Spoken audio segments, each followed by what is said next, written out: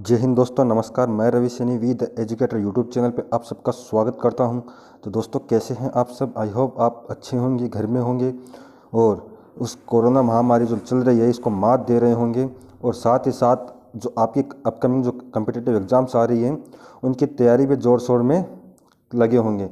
तो उसी तैयारी में हम आपके लिए जो करंट अफेयर्स की सीरीज़ लेके आते हैं उस सीरीज़ को आगे बढ़ाते हैं और लेके एक नया पेपर सेट आप लोगों के बीच एक बार फिर से मौजूद हुए हैं। तो चलिए शुरू करते हैं हमारा आज का वीडियो। तो वीडियो को शुरू से लेकर अंत तक जरूर देखिएगा, क्योंकि वीडियो के अंदर मैं आपसे एक क्वेश्चन ही पूछूंगा, उस क्वेश्चन का आंसर आपको हमें कमेंट करके बताना है। तो चलिए शुरू करते हैं। तो हमारा पहला क्वेश्चन कि किसने स्कूलों में जंक फूड के विज्ञापनों को बैन किया है? तो दोस्तों, स्कूलों में जो जंक फूड के विज्ञापन लगाए जाते थे, फिर चाहे वो उनके गेट के बाहर हो, चाहे वो स्कूलों के अंदर हो, चाहे वो फास्ट फूड, जंक फूड, जितने भी आपके जो शरीर के लिए, बच्चों के शरीर के लिए बहुत ही ज़्यादा हानिकारक है, उन सभी के विज्ञापनों पर अभी हाल ही में बैन लगा दिया है। और किसने लगाया है? ये लगाया है फसाई ने। और FSSAI इसकी फुल फॉर्म क्या होती है? तो दोस्तों, इसकी फुल फॉर्म होती है food safety and standards authority in India. इसकी स्थापना कब हुई थी? तो इसकी स्थापना हुई थी आपकी 2011 में। मुख्यालय इसका नई दिल्ली में है। चेयरपर्सन इसकी रीता तेवतिया है। तो दोस्तों, अब आते हैं नेक्स्ट क्वेश्चन पे। किस एयरपोर्ट पर QR कोड सक्षम चेक इन सुविधा शुरू हुई है? तो ये हुई है अभी हाल ही में मुंबई एयरपोर्ट पे। तो दोस्तों, जो QR कोड आप सबको पता हो, ये बार कोड ही बोलते हो आप, जिस पे इस तरीके से आता है। आप सब लोग गूगल पे, फ़ोनपे, इन सभी में आपके बार कोड, पेटीएम वगैरह में देखते हो। तो उसी QR कोड की मदद से अब जो मुंबई एयरपोर्ट है वो चेक इन की सुविधा शुरू करने वाला है।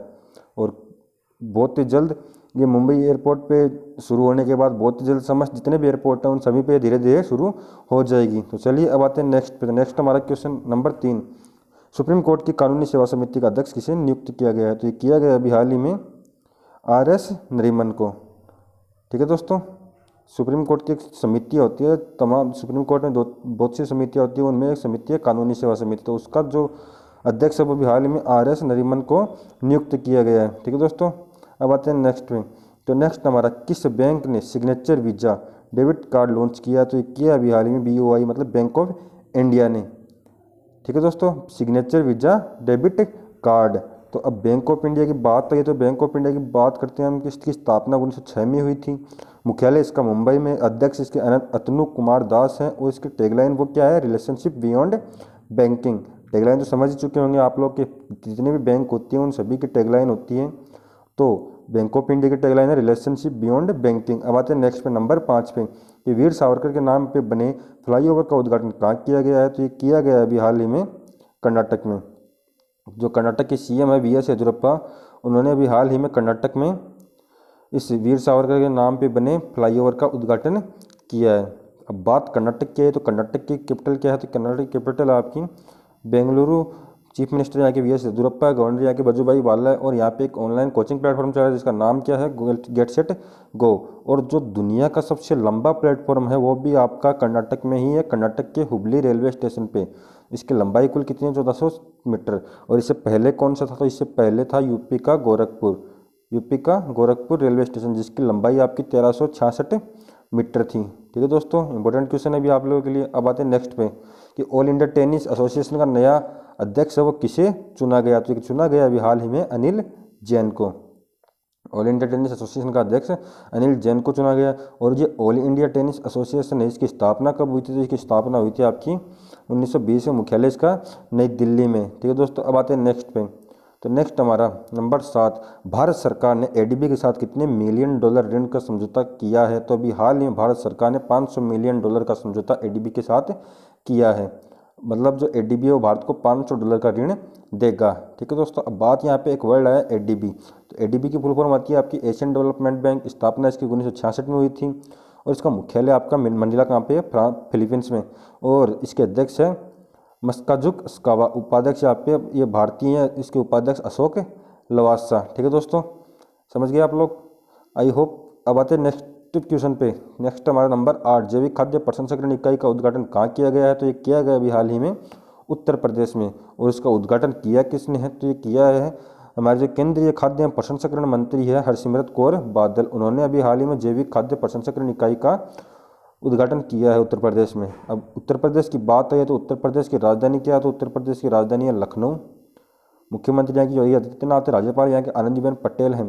और जो मंडा अडी है रेलवे स्टेशन है, इसका नाम बदलकर अभी क्या रख दिया गया, तो इसका नाम बदलकर रख दिया गया है बनारस रेलवे स्टेशन। और जो मनरेगा है, जो 100 दिन की रोजगार गारंटी योजना है, उसमें भी सबसे ज़्यादा रोजगार देने वाला राज्य कौन सा बना है, तो ये बना है राजस्थान को पछाड़ के अभी उत्तर प्रदेश ही। तो दोस्तों अब आते हैं नेक्स्ट पे, नंबर 9। ये भी इंपॉर्टेंट क्वेश्चन है कि 2019 के इंदिरा गांधी शांति पुरस्कार से किससे सम्मानित किया गया है, तो ये किया गया है सर डेविड एटनबरो को। और ये कहाँ के हैं, तो ये बेसिकली हैं ब्रिटेन के, और ये ब्रिटेन के लेखक और इतिहासकार हैं।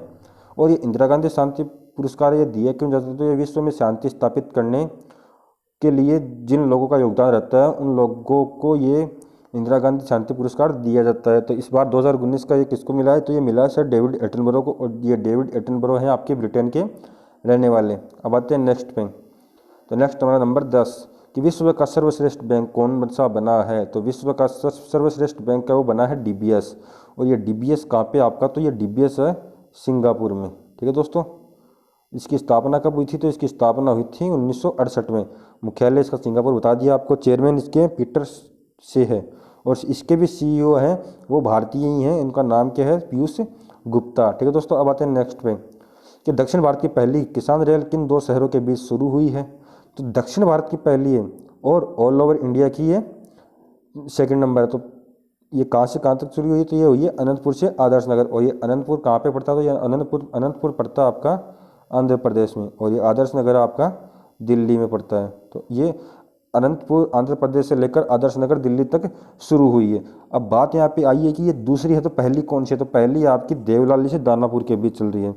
और जो देवलाली है वो आपका महाराष्ट्र में पड़ता है, और जो दानापुर है वो आपका बिहार में पड़ता है। ठीक है दोस्तों, इम्पोर्टेंट क्वेश्चन है ये भी, क्योंकि ये भारतीय जो किसान रेल है इनकी घोषणा इस बार के बजट भाषण में हुई थी। ठीक है, अब आते हैं नेक्स्ट पे, तो नेक्स्ट हमारा नंबर 12 कि राष्ट्रीय सांख्यिकी कार्यालय NSO के सर्वेक्षण के अनुसार देश की औसत साक्षरता दर कितने प्रतिशत रही है, तो देश की औसत साक्षरता दर है वो रही है 77.7%। और अगर देश की 77.7% औसत साक्षरता दर रही है, तो बात यहाँ पे ये आती है कि सर्वाधिक साक्षरता वाला राज्य कौन सा है, तो सर्वाधिक साक्षरता वाला राज्य है केरल। कितनी है वहाँ की, तो वहाँ की है 96.2%। और जो सबसे कम है वो है आंध्र प्रदेश की 66.4। तो आपको ये क्वेश्चन सबसे कम वाला ध्यान रखना है, इसको याद करना है बहुत ज़्यादा, क्योंकि कई लोग ऐसा करके आते हैं कि उनके दिमाग में वहीं बिहार का नाम सेट हो रखा है। तो अभी बिहार नहीं है, बिहार तो काफ़ी अच्छी स्थिति में आ चुका है, धीरे धीरे ऊपर जा रहा है। और जो आंध्र प्रदेश राजस्थान जैसे राज्य हैं उन्होंने अपनी स्थिति है वो काबू में नहीं रख पाए, उनकी स्थिति बहुत ज़्यादा खराब होती जा रही है। क्योंकि सबसे अंतिम में आपका आंध्र प्रदेश है, और आंध्र प्रदेश के जस्ट ऊपर ही है राजस्थान। तो देखिए आप राजस्थान की भी क्या स्थिति हो गई, कहाँ से कहाँ आ गया है। और फिर आता है बिहार, मतलब बिहार नीचे से तीसरा हो गया अब। ठीक है दोस्तों, अब आते हैं नेक्स्ट पे, तो नेक्स्ट हमारा प्रथम PC महालनोबिस पुरस्कार से किसे सम्मानित किया गया है। तो दोस्तों ये थोड़ा ओल्ड क्वेश्चन है, लेकिन हमको इनको ओल्ड नहीं समझना, क्योंकि अभी हमारी एग्जाम में लगी नहीं है। तो एग्जामिनर कहीं से भी आपकी क्वेश्चन पूछ सकता है, लास्ट 12 मंथ के भी पूछ सकता है, लास्ट 6 मंथ के भी पूछ सकता है, कहीं से भी आपका क्वेश्चन पूछ सकता है। तो ये भी इंपॉर्टेंट क्वेश्चन था, तो मैंने उठा के यहाँ पे इस वीडियो में इसको रखा है कि प्रथम प्रोफेसर PC महालनोबिस पुरस्कार से किसे सम्मानित किया गया। तो इसकी घोषणा अभी हाल ही में इसी वर्ष 2020 में ये पुरस्कार शुरू किया गया है। और ये किसको मिला, तो ये भारतीय रिजर्व बैंक के पूर्व गवर्नर C रंगराजन को मिला है। अब ये PC महालनोबिस कौन है, तो PC महालनोबिस है वो भारतीय सांख्यिकी के जनक हैं, और 29 जून को इन्हीं की जयंती पर राष्ट्रीय सांख्यिकी दिवस मनाया जाता है। ठीक है दोस्तों, अब आते हैं नेक्स्ट पे, नंबर 14 कि रूस द्वारा आयोजित 5वीं ब्रिक्स संस्कृत मंत्री की बैठक में भारत का प्रतिनिधित्व किसने किया था। तो ये किया था भारत के जो केंद्रीय संस्कृति मंत्री हैं प्रहलाद सिंह पटेल, उन्होंने इसमें भारत का प्रतिनिधित्व किया था। दोस्तों एक वर्ड आया यहाँ पे ब्रिक्स। अब इस ब्रिक्स है क्या, तो इसके बारे में आप लोगों को कुछ डिटेल बता दूं कि ब्रिक्स है वो 5 देशों का एक समूह है, और ब्रिक्स इन्हीं 5 देशों के पहले वर्ड से मिलकर बना है। जैसे B से ब्राज़ील हो गया, R से रसिया हो गया, I से इंडिया हो गया, C से चाइना हो गया, और S से साउथ अफ्रीका हो गया। और जब ये बना था तो इसमें साउथ अफ्रीका इंक्लूड नहीं था, तो उस 2006 में बना था, तब बना था ये ब्रिक नाम से ही बना था। कब बना था, 2006 में। फिर इसके बाद 2010 में इसमें साउथ अफ्रीका ऐड हो गया, तो इसका नाम हो गया ब्रिक्स। तो ये 5 देशों का समूह है, और अब इसका नाम क्या है, ब्रिक्स। ठीक है दोस्तों, और बहुत बार क्वेश्चन आता है कि साउथ अफ्रीका ब्रिक्स में कब शामिल हुआ, तो कब हुआ, 2010 में। ठीक है दोस्तों, इंपॉर्टेंट क्वेश्चन है दोस्तों। मैं यहाँ पे जो एक कॉर्नर में आप लोगों के लिए फैक्ट लिखता हूँ, इनको लिखने का मेरा मकसद एक ही है कि अगर आप जिस टाइम हमारे इस वीडियो को देखो या क्वेश्चन रीड करो ना, तो उस टाइम पे आपको ये फ़ौरन ही आपके दिमाग में रिवाइज होने चाहिए, तभी मैं इनको यहाँ पे लिखता हूँ, ताकि आप लोग इनको भूलो ना। वरना मैं आपको बोल के भी बता सकता हूँ, लेकिन मेरा यहाँ लिखने का मकसद यही रहता है कि आप लोगों के दिमाग में बार बार रिविज़न इनका चलता रहे। ठीक है दोस्तों, अब आते हैं नेक्स्ट पे। और आज का हमारा अंतिम क्वेश्चन इस वीडियो का नंबर 15 कि अयोध्या में बनने वाले अंतर्राष्ट्रीय हवाई अड्डे का नाम किसके नाम पर रखा जाएगा? तो ये रखा जाएगा भगवान श्री राम के नाम पर। और ये यूपी का तीसरा अंतर्राष्ट्रीय हवाई अड्डा होगा। पहला लखनऊ, दूसरा कुशीनगर और तीसरा अयोध्या का। तो ये अभी बना नहीं है, अभी बनेगा, और इसका नाम मर्यादा पुरुषोत्तम श्री राम जी के नाम पे रखा जाएगा। ठीक है दोस्तों, तो दोस्तों ये थे हमारे आज के इंपॉर्टेंट 15 क्वेश्चन। तो आप लोग को एक क्वेश्चन सिलेक्शन कैसे लगे हमें कमेंट करके ज़रूर बताया करो, और जो मैं आपसे क्वेश्चन पूछता हूँ उसका आंसर भी आप हमें कमेंट करके बताया करो। तो मैंने लास्ट वीडियो में आपसे एक क्वेश्चन पूछा था कि इंद्रनौसेना अभ्यास भारत और किस देश के मध्य हुआ है? तो ये हुआ है भारत और रूस के मध्य। दोस्तों भारत और रूस के मध्य एक सैन्य अभ्यास और होता है जिसका नाम क्या है? एविएंदर। और ये इंद्र जो अभ्यास है ये तो होता है नेवी, मतलब नौसेनाओं के बीच भारत और रशिया की। और जो एविएंदर है ये एयरफोर्स का, मतलब वायुसेना का अभ्यास है, और ये भी भारत और रूस के मध्य ही होता है। तो भारत और रूस के मध्य 2 युद्धाभ्यास है, इंद्र और एविएंदर। ठीक है दोस्तों, और आज का क्वेश्चन आप लोगों के लिए, इसका आंसर आपको मैं कमेंट करके बताना है। मैंने भी बताया भी था इसका आंसर। CSO द्वारा जारी रिपोर्ट के अनुसार सबसे कम साक्षरता दर किस राज्य में है? तो ये आपको बताना है हमें कमेंट करके। इसका आंसर मैं अपनी अगली वीडियो में आप लोगों को बताऊंगा, लेकिन आप लोग कोशिश कीजिए, क्योंकि कोशिश करने से ही सफलता मिलती है, और कोशिश करने वालों की कभी हार नहीं होती। हाँ, असफल जरूर हो जाती हैं, लेकिन एक बार हो जाते हैं, 2 बार हो जाते हैं, लेकिन बार बार असफल नहीं होते। और कोशिश करते जाइए, हमें एक बार असफल होने के बाद मायूस नहीं होना है, क्योंकि कोशिश करते जाएंगे तभी तो सफलता मिलेगी। तो इसी मोटिवेशनल थॉट के साथ आज के वीडियो में बस इतना ही आप लोगों के लिए। तो मिलते हैं अगली वीडियो में 15 नए करंट अफेयर्स के क्वेश्चन के साथ। तब तक स्टे होम, स्टे सेफ। धन्यवाद।